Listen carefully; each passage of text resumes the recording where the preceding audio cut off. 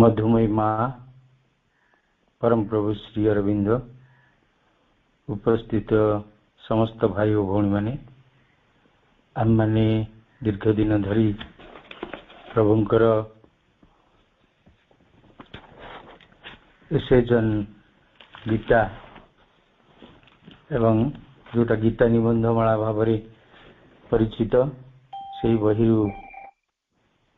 दि योग of the intelligent will विषय बा बुद्धि योग ये विषय पढ़ी आसुचंती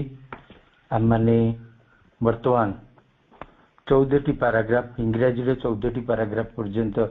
जाइछंती एवं ये 14टी पैराग्राफ भितर किछि अंश पाठ होइछि। वर्तमान मु रणजीत भाई को अनुरोध करी रणजीत भाई पूर्वापर संपर्क सहित आज विषय वस्तु को उपस्थापन करेंगे।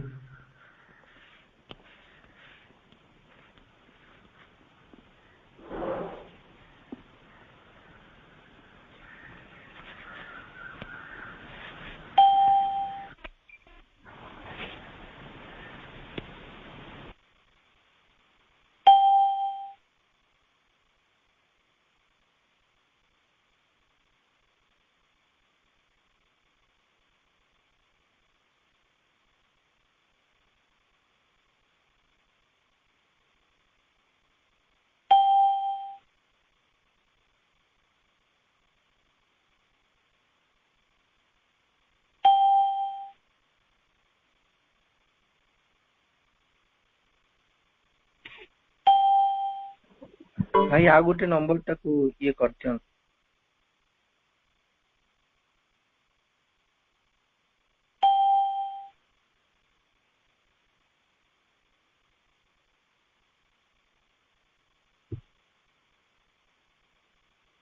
Muted. The recording has started.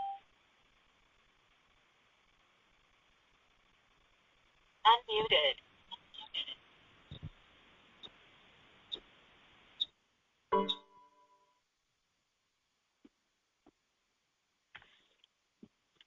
करुणामयी माँ परम प्रभु श्री अरविंद उपस्थित समस्त मातृप्रेमी अपा भाई मान को मोर अंतर प्रणाम। शुभ सकाळ।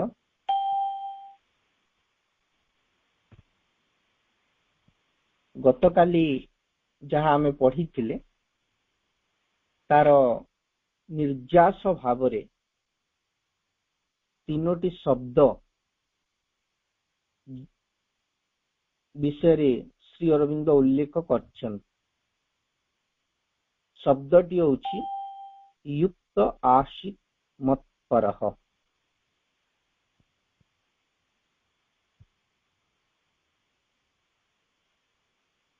श्री कृष्ण शेषरे अर्जुन को उपदेश दौचंती जे युक्त अर्थात सदा बेले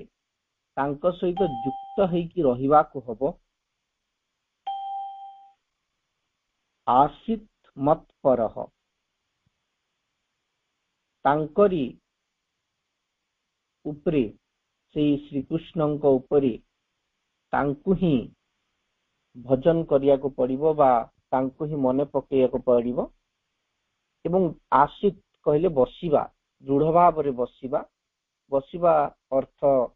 तेणु तांको उपरे चेतनाटी प्रतिष्ठित हब। तेणु आमे कर्म करि चल थाउ कामना वासनार प्रवाह रे हमर मन हमर बुद्धि हमर इच्छा शक्ति धीरे धीरे से कामना को परिपूरण करिबारे चेष्टा करन। जीवन भितर जेमती भगवान कुआड़े लुचि जाई थांती जीवन लक्ष्यटी भगवान न थांती प्राथमिक अवस्था रे किंतु जने जोगी एई भली गोटे स्थिति को पहुंचीबो जेतेबेले से अनुभव करिबो जे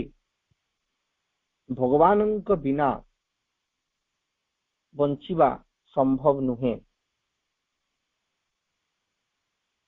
तांको ही जीवन सर्वश्रेष्ठ लक्ष्य भावरे ग्रहण करिबो। तांकु ही सब किछि को समर्पण करिवो, तांकु ही भक्ति करिवो, तांकु पाइबाकू चेष्टा करिवो। अर्थात जहाँ भी आमे कर्म करिबा तांको सहित युक्त हेकी करिबा, तांको पाखरे चेतना को प्रतिष्ठित करी करिबा एवं तांको ही जीवनर लक्ष्य भावरे ग्रहण करिबा।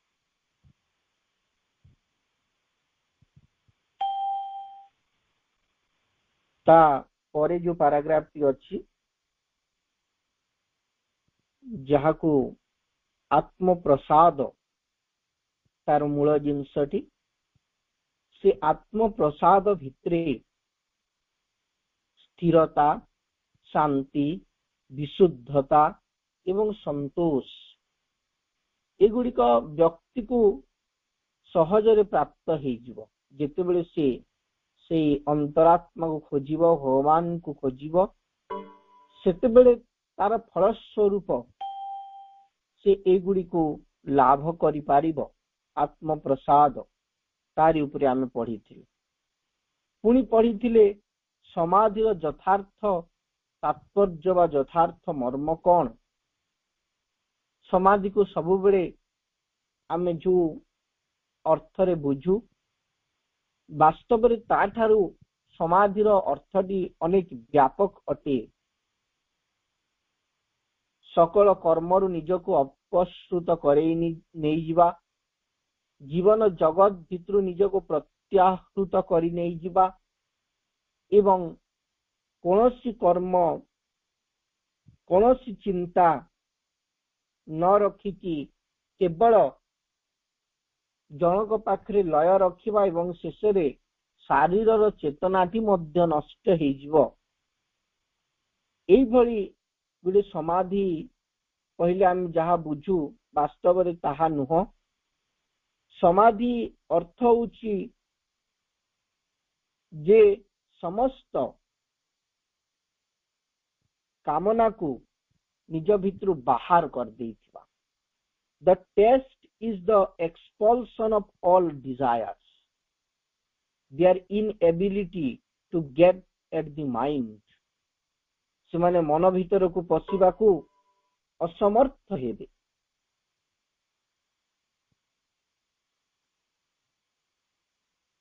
से माने मन भीतर को पशि पारिबे नाही।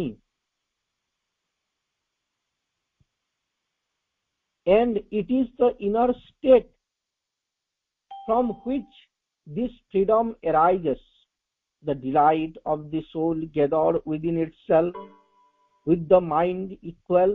and still and high poised above the attraction and repulsions, the alterations of sunshine and storm and stress, and the external life. समाधिर जो मूल लक्ष्यटी होची कामनार बहिष्कार। कोनोसी कामना को मन पर्यंत पहुंचीबा न देबा एवं यह सेही अंतर अवस्था जहा मध्यरे एही स्वाधीनता उत्पन्न हुए, आत्मानंद निजे ही चरित हुए। मन सम स्थिर एवं ऊर्ध्वभूमि रे अवस्थित रही आकर्षण विकर्षण द्वारा तथा बाह्य जीवन रे मुहूर्त को मुहूर्त बदलुथिबा आलोक अंधकार एवं झल झंझा ओ जंजाल प्रति निर्लिप्त रह।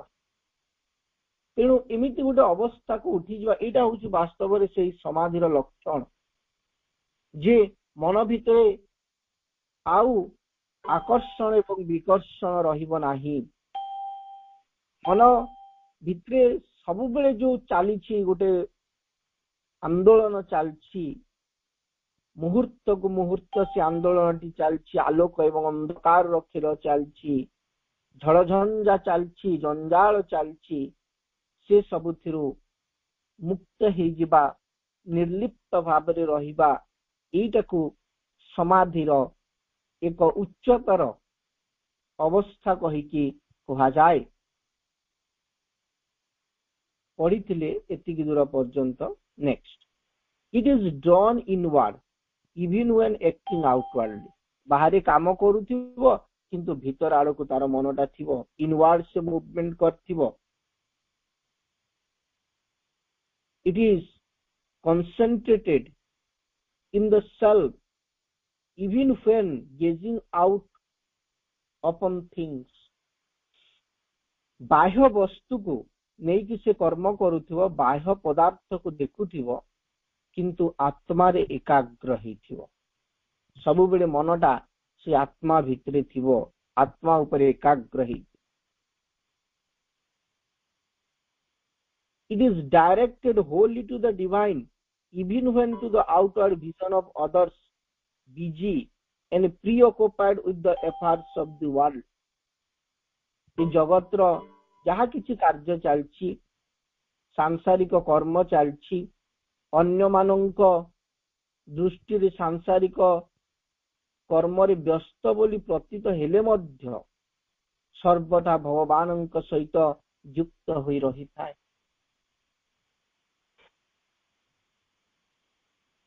ବାହାର ଲୋକ ଦେଖିଲେ କହିପାରନ୍ତି ଯେ ଇଏ ସଂସାରର କର୍ମ ଭିତରେ ବ୍ୟସ୍ତ ହେଇକରି ରହିଛି, ଘର ପରିବାର ନିଜ ଚାକିରି ସବୁ କିଛି ଜିନିଷ କରୁଛି, କିନ୍ତୁ ଏ ସମସ୍ତ କର୍ମ ଭିତରେ ଥାଇକି ମଧ୍ୟ ତାକୁ ସେଇ ପରମଙ୍କ ସହିତ, ସେଇ ଭଗବାନଙ୍କ ସହିତ ଯୁକ୍ତ ହୋଇ ରହିବାକୁ ହେବ। ବାହାର ଲୋକ ଦେଖିଲେ ଭାବୁଥାଇ ପାରନ୍ତି ଯେ ସେ ବ୍ୟକ୍ତିଟି ବାହ୍ୟ କର୍ମରେ ବ୍ୟସ୍ତ ରହିଛି, କିନ୍ତୁ ଯଥାର୍ଥରେ ଏ ବାହ୍ୟ କର୍ମ ଭିତରେ ମଧ୍ୟ, ବାହ୍ୟ କର୍ମ କରିକି ମଧ୍ୟ ସେ ଅନ୍ତର୍ମୁଖୀ ହେଇପାରୁଥିବ ଏବଂ ଭିତରେ ବାସ କରିପାରୁଥିବ, ଆତ୍ମାରେ ଏକାଗ୍ର ହେଇଥିବ, ସାଂସାରିକ କର୍ମରେ ବ୍ୟସ୍ତ ବୋଲି ପ୍ରତୀତ ହେଉଥିଲେ ମଧ୍ୟ ସର୍ବଦା ଭଗବାନଙ୍କ ସଙ୍ଗେ ଯୁକ୍ତ ହେଇ ରହିଥିବ। এইটা হচ্ছে সেই উচ্চতর অবস্থা। Arjuna voicing the average, Arjuna voicing the average human mind asked for some outward, physical, practically discernible sign of this great samadhi. How does such a man speak? How sit? How walk? ଗୋଟେ ସାଧାରଣ ମଣିଷ ମନରେ ଉଠୁଥିବା ପ୍ରଶ୍ନକୁ ନେଇ ଅର୍ଜୁନ ପଚାରିଛନ୍ତି, ଏ ମହାନ ସମାଧିର ଲକ୍ଷଣ କଣ, ଯାହାକୁ ବାହ୍ୟ, ଶାରୀରିକ ଏବଂ ବ୍ୟାବହାରିକ ରୂପରେ ଦେଖି ହବ? ଅର୍ଜୁନ ସିଧା ସିଧା ପଚାରିଛନ୍ତି। ଗୀତାର 2ୟ ଅଧ୍ୟାୟରେ ସବୁ ଶ୍ଲୋକ ଗୁଡିକ ରହିଛି। 2ୟ ଅଧ୍ୟାୟର 54 ନମ୍ବର ଶ୍ଲୋକ ଆମେ ଦେଖିପାରିବା। 54 ନମ୍ବର ଶ୍ଲୋକରେ ଅର୍ଜୁନ ଶ୍ରୀକୃଷ୍ଣଙ୍କୁ ପଚାରୁଛନ୍ତି, ଏଠି ଅର୍ଜୁନଙ୍କର ପ୍ରଶ୍ନ, ହିତ ପ୍ରଜ୍ଞସ୍ୟ କା ଭାଷା ସମାଧିସ୍ଥସ୍ୟ କେଶବ ସ୍ଥିତାଧି କିଂ ପ୍ରଭାଷେତ କିମାଶେତ ବ୍ରଜେତି କିମ୍। हे ଅର୍ଜୁନ କହିଲେ ଯେ ଦିବ୍ୟ ଚେତନାରେ ବା ପରମେଶ୍ୱରଙ୍କର ଚେତନାରେ ମଜ୍ଜିଛନ୍ତି, ତାଙ୍କର ଲକ୍ଷଣ କଣ? ସ୍ଥିତ ପ୍ରଜ୍ଞସ୍ୟ କା ଭାଷା ସମାଧିସ୍ଥସ୍ୟ କେଶବ, ଯେ ସେ ସମାଧି ଅବସ୍ଥାକୁ ଲାଭ କରିଛନ୍ତି, ଯେ ସ୍ଥିତ ପ୍ରଜ୍ଞ ହେଇଯାଇଛନ୍ତି, ସ୍ଥିର ହେଇଯାଇଛନ୍ତି, ତାଙ୍କର ଭାଷା କଣ? ତାଙ୍କର ଶବ୍ଦ ଗୁଡିକ କେମିତିଆ? ସ୍ଥିତ ପ୍ରଜ୍ଞସ୍ୟ କା ଭାଷା ସମାଧିସ୍ଥସ୍ୟ କେଶବ ସ୍ଥିତାଧି କିଂ ପ୍ରଭାଷିତ, ସେ କେମିତି କଥା କୁହନ୍ତି? କିମ୍ ଆସିତ୍ ବ୍ରଜେତି କିମ୍, ତାଙ୍କର ଭାଷା କଣ? ସେ କିପରି କଥା କୁହନ୍ତି? ସେ କିପରି ବସନ୍ତି ଏବଂ କିପରି ଚାଲନ୍ତି? ତାଙ୍କର ଚାଲିବାର ଲକ୍ଷଣ କଣ? ତାଙ୍କର ବସିବାର ଲକ୍ଷଣ କଣ? ଯେ ସମାଧି ଅବସ୍ଥାକୁ ଲାଭ କରିଛନ୍ତି।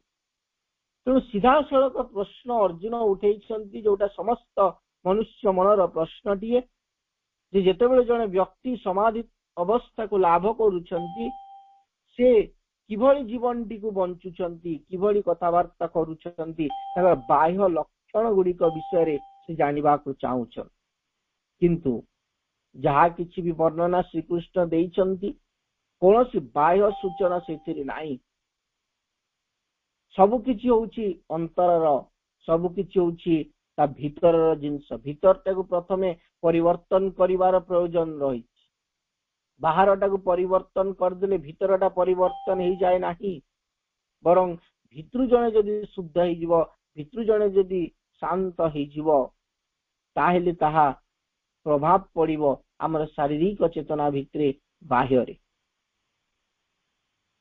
किंतु अर्जुन जानिया को चाहिए बाह्य लक्षण कौन किंतु श्रीकृष्ण जहाँ कहते अंतर लक्षण गुड़ी श्लोकटी आरंभ ही प्रजाहित सदा कामन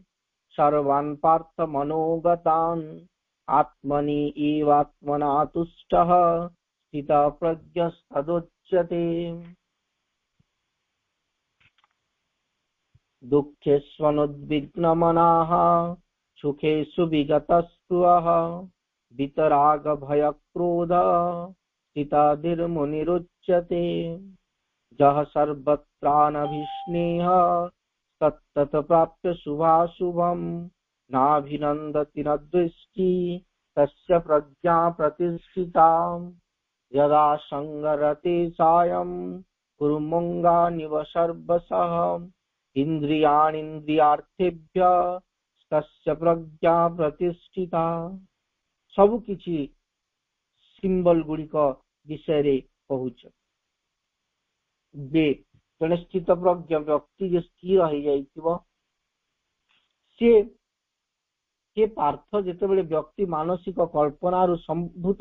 समस्त प्रकार इंद्रिय भोग लालसा त्याग करे एवं जेतेबेले तार मन आत्मा रे आनंद लाभ करे सेतेबेले तार आत्मा शुद्ध दिव्य चेतना रे अछि बोली कहा जाय दुःखेष्वनुद्विग्न मनाः जहा बड़ जेते बड़ दुख पड़ू से व्यक्ति केतेबेले उद्विग्न हुए नाही विचलित हुए नाही जेते बड़ विपद पड़ू से स्थिर थिबो एटा होचे समाधिस्थ व्यक्तिर लक्षण शरीर भितरे जेते बड़ व्याधि आसु स्थिर थिबो से किछि विचलित हबो नाही मृत्यु ताकू डरे पारिबो नाही दुख ताकू डरे पारिबो नाही किंतु साधारण व्यक्ति से व्यस्त ही जाए साधारण व्यक्ति रे विव्रत ही जाए कौन करिवि कौन नाही भाबु थाए एठी धाए सेठी धाए चारि आड़े धाए किंतु जने समाधिस्थ व्यक्ति सब बेले से स्थिर थाए विचलित केबे भी हुए नाही सुखरे सुखेषु वितस्पृहः सुखरे जे आनंद विभोर हुए नाही गोटे सुख खबर टी आसिला बहुत खुशी हस मजा हसी बहुत गुड़ाए माने जेमती पूरा पूरी कौन गोटे पृथ्वी विजय हो गला भलिया किंतु जने जोग समाधि युक्त व्यक्ति से सुख कथा टी शुणे से एमती साइलेंट रहे ताकू नहीं बेसी से उत्फुल्लित हुए नाही कारण आजिर सुख कालीर दुख रे परिणत हेबारे बहुत कम समय लागे सांगे सांग सब किसी परिवर्तन हो जाए तेणु सुख एवं दुख गुड़िक से बेसी व्यस्त हवा बेसी विव्रत हवा बेसी खुशी हबार किसी प्रयोजन नहीं एवं जे आसक्ति भय एवं क्रोधरु मुक्त तांकु स्थितधि मुनि बोली कहा जाए ये सब लक्षण गुड़िक विषय कहते जड़े समाधिस्थ व्यक्तिर लक्षण गुड़िक कौन कौन तेणु अर्जुन पचारे हाउ से work how seat how speak केमती बसे केमती चाले केमती कथा कहे मते कुह लक्षण गुड़िक no such science can be given एमिति किछि भी चिन्ह दिया जाई परिबो नाही nor does the teacher attempt to supply them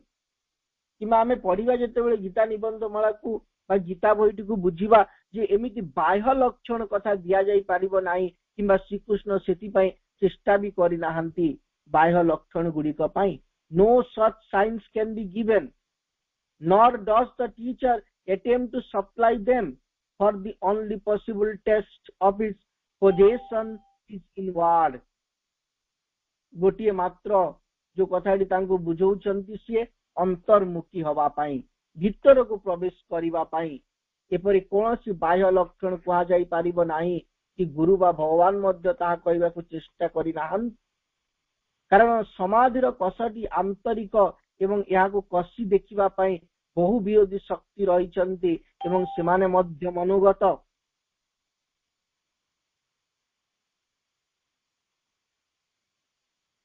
for the only possible test of its possession is inward, and that there are plenty of hostile psychological forces to apply. अनेक गुड़ाए शक्ति रही, विरोधी शक्ति गुड़िक मानसिक जगत रे बहुत गुड़ाए रही, जो माने सबु बेले आक्रमण करने को चेष्टा करुछंती, जो माने विरोधी शक्ति गुड़िक आमर भितरे जो डिटर्मिनेशन तैयारी होउची ताकू नष्ट कर देवा पई जगी रहिछन। Equality is the great stamp of the liberated soul, and of that equality even the most discernible signs are still subject. सबुठु बड़ लक्षण होउची समता। सुखरे दुखरे, शीतरे उष्णरे, वर्षारे, जयरे पराजयरे, सबु किछि अवस्थारे समान रहिबाकु शिखिबाकु हबो। स्थित प्रज्ञ समता को लाभ करिबाकु हेबो, समता द्वारा परिचालित करिबाकु हेबो। समता लाभ सबु बेले समता, सबु बेले समता, एटा होची से समाधि व्यक्तिर गोटे लक्षण। ना बेसी खुशी होउतबो, ना बेसी दुख होउतबो, बहुत शीत हैला हरि जाउतबो, खरा हेले गरम सही पारु नथि। सबु बेले समता को बजाय रखबाकु हेबो। एटा होची से जोगी, से साधक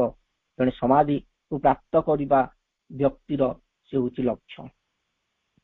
बाह्य नुह अंतर, मुक्त पुरुषों को चिन्हिबार महान लक्षण हैला समता। जे मुक्त ही जाइछि से व्यक्ति को चिन्हिबार महान लक्षण हैला समता। श्री अरविंदंकर नाटा धरिकी देखंतु, अनुभव हबो जे से केते इक्वालिटी को लाभ करथिले, केते समता भितरे रहुथिले, केते स्थिर रहुथिले। श्री अरविंदों फोटोटी को अनेले देखिले लागे जमती समतार गोटे प्रतिमूर्ति टीए सी समता को संपूर्ण भाव आत्त कर सारिछन। तेणु एटा हूँ गोटे योगी बा समाधिस्थ व्यक्तिर लक्षण, पूर्ण समता से लाभ करिवो, जहा अति स्पष्ट चिन्ह एवं या मध्य आंतरिक, किंतु समताटी होची आंतरिक कथा। दुखरे जहार मन उद्विग्न हुए नाही, श्लोक गुड़िक स्टार्ट हो गला। ये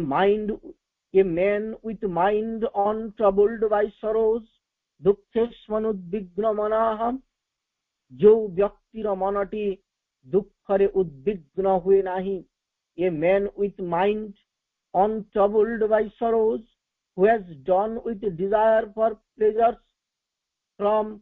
whom liking and wrath and fear have passed away। सुख प्रति जो व्यक्तिर टिके भी स्पृहा नाही, जे आसक्ति, who has done with desire for pleasures, from whom liking and wrath and fear have passed away। ता भितरे ना आउ कोनोसी वस्तु प्रति किछि स्पृहा रहिछि,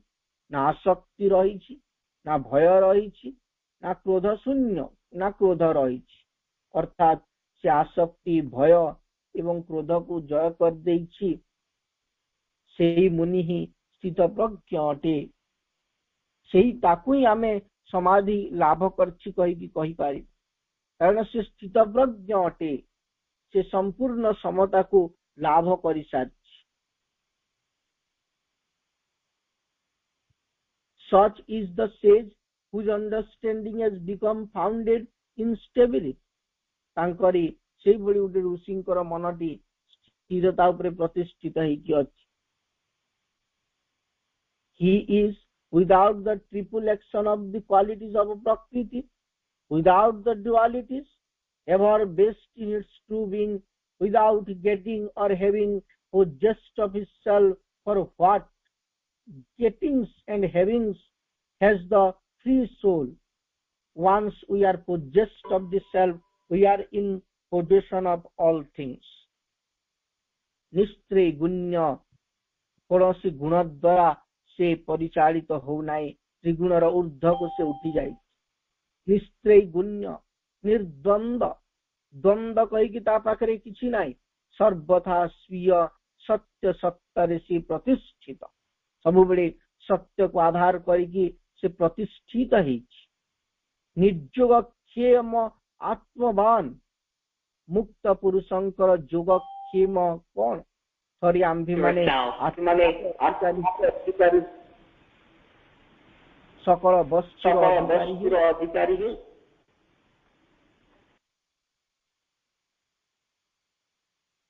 जेतेबेले पर्यंत व्यक्ति भगवान को प्राप्त करी नाही से छोट छोट वस्तु गुली को मन दौथा एटा दरकार सेटा दरकार किंतु थरे जे सबु किछि रहउछंती मालिक जे सबु किछि तांको भितरु ही सृष्टि हेछि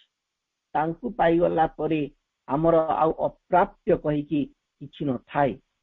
कोनोसी जिंस एमती न थाए कि जोटा को आमे पाई न थाउ बा जोटा दरकार करू कारण से पोजेस्ट सेल्फ को पोजेस्ट कला माने से सब किछि को पोजेस्ट करे गीतार 45 नंबर श्लोकर वर्णना आ 56 नंबर श्लोकर वर्णना जोटा दुखेश्वर विघ्नमना पढ़िले 45 नंबर श्लोक रे कहउछंती त्रैगुण्य विषया वेदा निस्त्रिगुण्य भवार्जुनम निर्द्वंदो नित्य सत्वस्थो निर्योग क्षेम आत्मवान त्रैगुण्य विषया वेदा अर्थात ये जो त्रैगुण्य कहले तो सत्व रज तम साधारणतः वेद भूत प्रकृतिर त्रिगुण संबंध रे कही थाए कि अर्जुन ये त्रिगुणर ऊर्ध्व को जाओ जो व्यक्ति चित्त प्रज्ञ से त्रिगुणर ऊर्ध्व को चली जाई थाए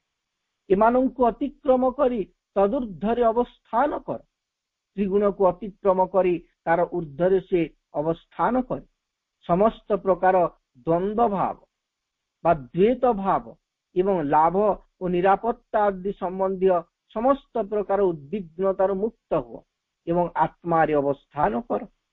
पोजेस्ट ऑफ द सेल्फ आत्मा को लाभ कर तेणु एई भली गोटे उच्चतर अवस्था को उठिले अप्राप्य कही कि आउ किछि भी से व्यक्ति पाई रोहे नाही तेणु सबु बेले समाधान टी रही ऊर्ध्वरे सबु बेले समाधान टी रही चेतनार उच्चतर स्तर रे ताकू ही हमको लाभ करने को पड़े next paragraph and yet he does not cease from work and action एबे से गुरुत्वपूर्ण कथाटी आसिला जे जने जदि एते स्थित प्रज्ञ ही गला समता को लाभ कला भगवान को सहित तार गोटे परिचय हिला कांटेक्ट हिला भगवान को सहित ताहले से जो संसार बैरागी सन्यासी भलिया चली जाई कि पूर्ण गोटे गुंफा भितर बसिकरी स्थिर भाव रे ध्यान मग्न हेबो एवं मृत्यु को अपेक्षा करिवो कि शरीर को छाड़िबा पई अपेक्षा करिवो कि ना कर्म करी आमे आगरु जहा देखिथिले जे जेतेबेले व्यक्ति सही भली गोटे चेतना को पसी जाए सिया कर्म भितरु तार स्पृहा रुहे नाही ताको कर्म करिया को भल लागे नाही कर्म भितरु से बाहरी जाए किंतु एटी सही भली कथा कहू नाहंती and yet he does not cease from work and action एते बृहत चेतना रे स्थायी के मध्य से कर्मरु विरत हुए नाही यहाँ ही गीतार मौलिकता और शक्ति गीता एई कथाटी को बारंबार कही जे आमे गुडे समाधि कहिले जहा बुझुतिले वास्तव रे सेया नुह समाधिस्थ व्यक्ति मध्य ए पृथ्वी रे रही की कर्म संपादन करि पारे and yet he does not cease from work and action there is the originality and power of the Gita that having affirmed this static condition, this superiority to nature, this emptiness even of all that constitutes ordinarily the action of nature, for the liberated soul it is still able to vindicate for it, to enjoy on it even the continuance of works, and thus avoid the great defeat of the merely pietistic and ascetic philosophies, the defeat from which we find them today attempting to escape. पुरुषर ए स्थितिशील अवस्था प्रतिपालन परिमध्य अर्थात से पुरुषर जो स्थितिशील अवस्था भितरे गोटे समता भितरे स्थिर रहिबा भितरे ए कथाटी को करिकि मध्य प्रकृति ठारू पुरुष श्रेष्ठ होई मध्य मुक्त पुरुषंक पाई प्रकृतिर साधारण क्रियार निसारता देखाई मध्य गीता कर्म करने को उपदेश देइछि। सब किछि गीता कहिछि जे मुक्त पुरुषंक पाई प्रकृतिर साधारण क्रियार निसारता प्रकृति तार कर्म करुछि किंतु तथापि गीता कर्मर उपदेश देइछि कर्म करबा को से कहिछि एवं इहा ही करबा जोगु गीता एक गुरुतर दोषर रक्षा पाई जहा केवल शांतिकामी एवं बैरागी सन्यासी मानक मतरे देखा जाए। जो जिनसटी जने शांतिकामी एवं बैरागी व्यक्ति माने आगरु दउथिले सेति पई समाधि कहले आम मुंड भितरे गोटे प्रकार अर्थ प्रवेश कर जाइछि किंतु गीता से भूल करी नाही। गीता से भूल करी नाही। गीता से गुरुतर दोषरु निजको रक्षा पाई जाइछि। गीता दूरे रहिछि से भूल केबे भी करी नाही। जने शांतिकामी एवं बैरागी सन्यासी मानकर मतरे जहा किछि रहिछि से भूल गीता करी जो दोषरु मुक्त हेबा पई से माने चेष्टित हुए तो से बैरागी एवं शांतिकामी मार्ग मध्य से भूल रु निवृत्त हेबा को चेष्टा करूछन किंतु गीता से भूलटी करी नाही। गीता कर्मर उपदेश देइछि कारण आत्मा एठी आसीछि किछि कर्म संपादन करिबा पाई। ए पृथ्वी तैयारी हेछि तार गति चक्रटी को संपूर्ण करिबा पाई एवं से पृथ्वीर गति भितरे मोर जहा कर्तव्य रहिछि मते से कर्तव्य प्रति पृष्ठ पोषकता प्रदर्शन कले चलिब नाही। गोटे भिन्न एक जगार आम पढ़ी पछगुंचा देले चलिब नाही। जोथि पाई आम विश्व को आसीछु से कर्मटी को आमको संपादन करबा को ही हबो एवं पृथ्वी को आग को जीवा को हबो। पृथ्वी सेठी रही जीव नाही। तेणु गीता सेही भली अवस्था मध्य कर्म करिवार प्रेरणा दउछि कर्म करबा को उत्साहित करूछि। Thou hast a right to action, but only to action, never at fruits. Let not the fruits of thy works be thy motive, neither let there be in thee any fruit of thy work by thy motive. Neither let there be in thee any attachment to inactivity. कर्मण्येवाधिकारस्ते मा फलेषु कदाचन एक गुरुत्वपूर्ण श्लोक चिर प्रचलित श्लोक बारंबार आमे ए श्लोकटी को पढ़ुछु जे कर्म रे तोर अधिकार रहिछि फल रे तोर अधिकार नाही। द्वितीय अध्याय रे बहुत गुड़ा इंपोर्टेंट श्लोक गुडी को रहिछि बहुत गुड़ा रहिछि। द्वितीय अध्याय को बारंबार पठन आम भितरे अनेक किसी जिनस को स्पष्ट कर सांख्य योग इंटेलिजेंस बुद्धि योग विषय एठी रहिछि। मृत्यु परे व्यक्तिर कौन हुए तार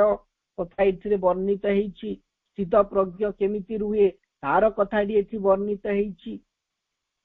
वास्तव में द्वितीय अध्याय गुड़ाए श्लोक आम देखि पारिबा जोटा कि अत्यंत उपादेय अटे। प्रत्येक श्लोक उपादेय अटे किंतु एबे जति आम पढ़िले द्वितीय अध्याय बहुत गुड़ाए श्लोक आमर चेतना को उन्मुक्त कर दे पाए।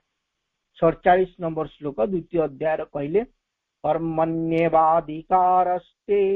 मा फलेषु कदाचन मा कर्म फल हेतुर्भू रमाते संगो अस्तु कर्मणि। कहले कर्मर कर्तव्य कर्म संपादन करिवार अधिकार तुमर अछि किंतु कर्म फल रे तुमर अधिकार नाही। केबे हेले तुमे निजकु तुम कर्म फलर कारण बोली भाव नाही एवं कर्तव्य रे अवहेला करिवा प्रति केबे हेले आसक्त हुओ नाही। कर्तव्य रे तुमे अवहेला करो नाही। जो कर्म करबा को आसीछ से कर्म संपादन करो। कर्म रे तुमर अधिकार रहिछि किंतु फलटी को भगवान को हाथ रे छाड़ी दियो। योगस्थ कुरु कर्माणि संगम त्यक्त्वा धनंजय सिद्धा सिद्धु समो भूत्वा समत्वं योग उच्यते उच्यते যোগস্থ কুরু কর্মাণি যোগরে স্থির হুଅ এবং ତୁମର କର୍ମ ସମ୍ପାଦନ କର ଯୋଗରେ ସ୍ଥିର ହୁଅ କର୍ତ୍ତବ୍ୟ କର୍ମ କରି ଯାଅ ଲାଭ କ୍ଷତି ଜୟ ପରାଜୟ ଆଦି ସମସ୍ତ ପ୍ରକାର ଆସକ୍ତିକୁ ତ୍ୟାଗ କର ଏ ପ୍ରକାର ମାନସିକ ସମତାକୁ ଯୋଗ କୁହନ୍ତି ବହୁତ ସୁନ୍ଦର କର୍ମ ଏବଂ ଯୋଗକୁ ନେଇକି ଶ୍ଲୋକ ଗୁଡିକ ବାସ୍ତବରେ he is without the triple action of the qualities of God. Thou hast a right to action, but only to action, never to its fruits. Let not the fruits of thy works be thy motive. ଫଳକୁ ଆଶା ରଖିକିରି କର୍ମ କରିବାର ଏଇ ଯୋଉ ଭାବନାକୁ ତ୍ୟାଗ କର let not the right to action, let not the fruits of thy works be thy motive, neither let there be in thee any attachment to inactivity. नैष्कर्म्य प्रति कर्म न करिबा प्रति भी कौनसी आसक्ति तुम भितरे न रहू तेणु जड़े व्यक्ति कर्म रे तोर अधिकार केवल कर्म रे कर्म फल रे नुहे तेणु तोर आसक्ति न रहू तेणु कर्म फलर इच्छा को तू त्याग कर अकर्म रे मध्य तोर आसक्ति न रहू कर्म करिबी नाही एथिरे मध्य तोर आसक्ति न रहू एई वाक्यरु आमे स्पष्ट जे वेदवादी माने कामनार सहित जो कर्म करंती या से कर्म नुहे सर्वदा कर्म करिबा पई व्याकुल अस्थिर और रजगुण संपन्न व्यक्ति जो भाव रे कर्म करे तृप्ति पांती या मध्य से प्रकार कर्म नुहे किंतु जो कर्म करिवार उपदेश दिया गला ताले तो समस्ते एटी कर्म करूछंती किए कर्म न करूछ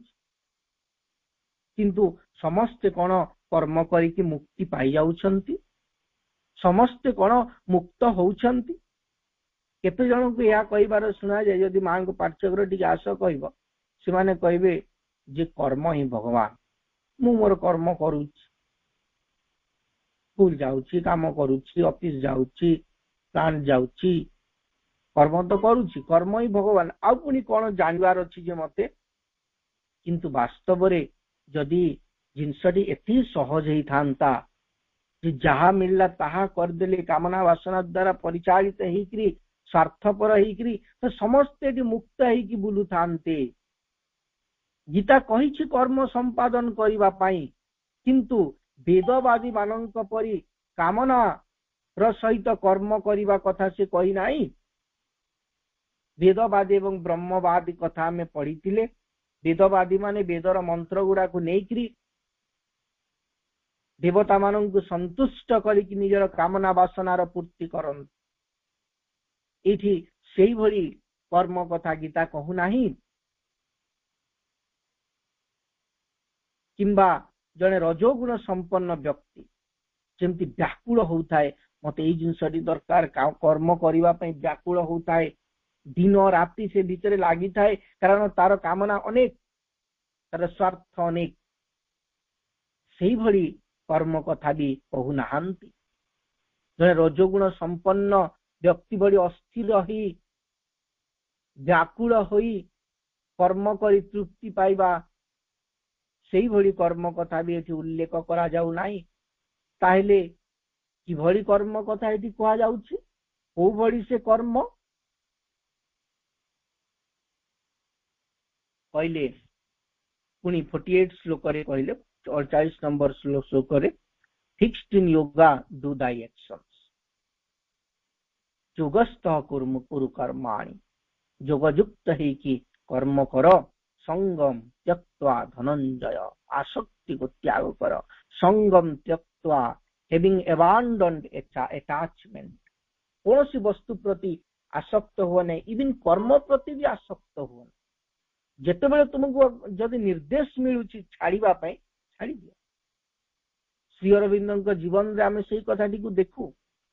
भारतर स्वाधीनता संग्राम रे केते बड़ लीडर थिले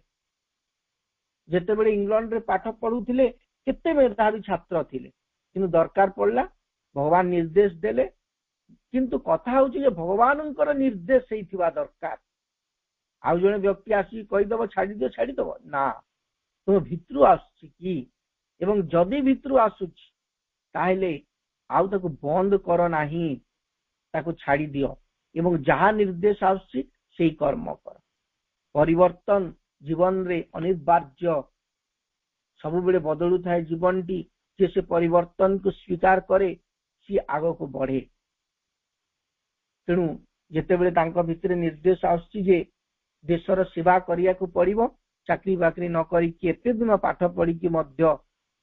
से इंग्रेज मान को अधीन रे काम करी नाहंती एवं देश पई कार्य करछन जेते बेले स्वाधीनता संग्राम करू करू शीर्ष रे पहुंची गलेनी जेते बेले समस्त व्यक्ति तांको ही अनुसरण करूछंती तांकरी पुस्तक गुडी को पढ़ी कि हजार हजार संख्या रे युवक माने देश पई प्राण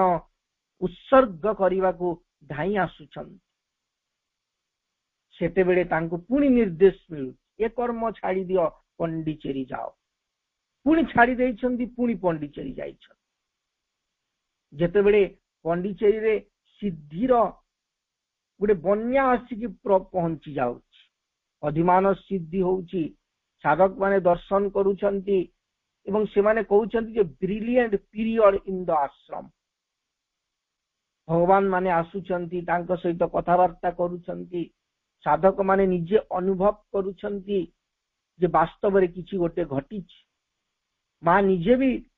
आसिक ईश्वर को से कथा जणैछन जेतेबेले अधिमान सिद्धि हेछि किंतु श्री अरविंद सेठी मध्य से ताकू सेठी स्टॉप कर दे कि फिर अंतराल को चली जाइछन आहुरी साधना करिबा तेणु से भली कर्म प्रति आसक्ति को त्याग करिकी जेतेबेले जहा निर्देश मिलुछि कौनसी कर्म को आसक्ति वशत करवा उचित न जेतेबेले जो काम पड़ुछि ताको आनंदर सहित ताको खुशीर सहित करि जा तेणु से भली कथा से कहउछन योगस्थ होई कर्म कर आसक्ति को त्याग कर सिद्धि असिद्धि रे समभावापन्न हुआ समत्वमर नाम ही योग अटे समत्वम योग उच्यते योगर जो गोटे छोट डेफिनेशन टी कह कहले गोटे कहि परिबे जे समत्वम योग उच्यते समतार ना होछि योग तेणु योगस्थः कुरु कर्माणि संगम त्यक्त्वा धनंजय सिद्धा सिद्धो समो भूत्वा समत्वम योग उच्यते fixed in yoga do thy actions having abandoned attachment having become equal in failure and success for it is equality that is meant by yoga action is distressed by the choice between a relative good and evil the fear of sin and the difficult endeavor towards virtue but the liberated who has united his reason and will with the divine cast away from him even here in this world of dualities both good doing and evil doing for he rises to a higher law beyond good and evil founded in the liberty of self knowledge साधारण व्यक्ति खाली एटा भलो कर्म सेटा मंद कर्म एटा कले पुण्य होई जिवो सेटा कले पाप होई जिवो ए जो भय पापर भय पुण्य पई कठिन प्रयास ए सबुतरे से व्यस्त हेगिरी थाए किंतु जणे उच्चतर व्यक्ति समाधि को प्राप्त करथिबा व्यक्ति ए भलो खराब पाप पुण्य ए सबुर बहुर्ध को से चली जाए प्रश्न उठी पारे जे केउटा अपेक्षाकृत भलो बा मंद ता विचार करी कार्य करिबा को हबो एमती आमे विचार करू जे कोटा भलो कोटा खराब कोटा मंद ताको विचार करी कि कार्य करिबा पापर भय रहिले ओ पुण्य पई कठिन प्रयास करिबा को हेले कर्म दुखदायक होई उठिबो नाही कि खाली पाप को भय थिबो एवं पुण्य पई कठिन प्रयास करूथिबा ताहेले ताहा दुखदायक होई उठिबो नाही कि किंतु जे मुक्त पुरुष निज बुद्धि एवं संकल्प भगवान सहित एक करि देइछंती से एही द्वंद्वमय संसार रे मध्य शुभ और अशुभ कर्म द्वंद्व द्वयरु द्वय को परित्याग करछन कारण शुभाशुभर ऊर्ध्वरे जो धर्म रही जार प्रतिष्ठा आत्मज्ञान स्वतंत्रता मध्य से ताहा ऊपर उठी जाए सेठी आउ एई भली भाबरे विचार हुए नाही सेठी देखा जाए जे भगवान को निर्देश कौन भगवान कौन चाहूछन से कर्मटी को करने तेणु एठी साधारण स्तर से पाप पुण्य लगे नहीं से पाप पुण्य रो भय स्वर्ग नरकर भय व्यक्ति को कर्म रे प्रेरित करि पारेनी एठी गोटे उच्चतर आदर्श को लेकिन व्यक्ति कर्म करे गोटे सेल्फ नॉलेज आत्मज्ञान को लेकिन से कर्म करे तेणु बहुत सुंदर भावरे कामनार मुक्त हो जाओ तो कहले हबनी कामनार मुक्त हेबार उपाय गुड़िक कहवा सहित कर्म को किबरी जोगयुक्त होगी करा जाई पारे को भली भाव व्यक्ति भितर रहिबा दरकार को भली चिंता को भली अनुभव ता भितर रहिबा दरकार एवं विशेषतः गोटे समाधिस्थ व्यक्ति गोटे संसार रही केमती कर्म करिबो तार एक समाधान एक सूत्र हमको प्रदान करूछन पैराग्राफ टी बहुत रही आम सारी पारिबानी आज गत नेक्स्ट क्लास रे ए अध्याय टी समाप्त हो जिवो आउ छोट छोट गोटे दिटा पैराग्राफ रही आज आलोचना टी को एठी रखिबा नेक्स्ट क्लास रे ए अध्याय टी शेष हेबो समस्त को अनेक धन्यवाद वंदे मातरम नमस्कार।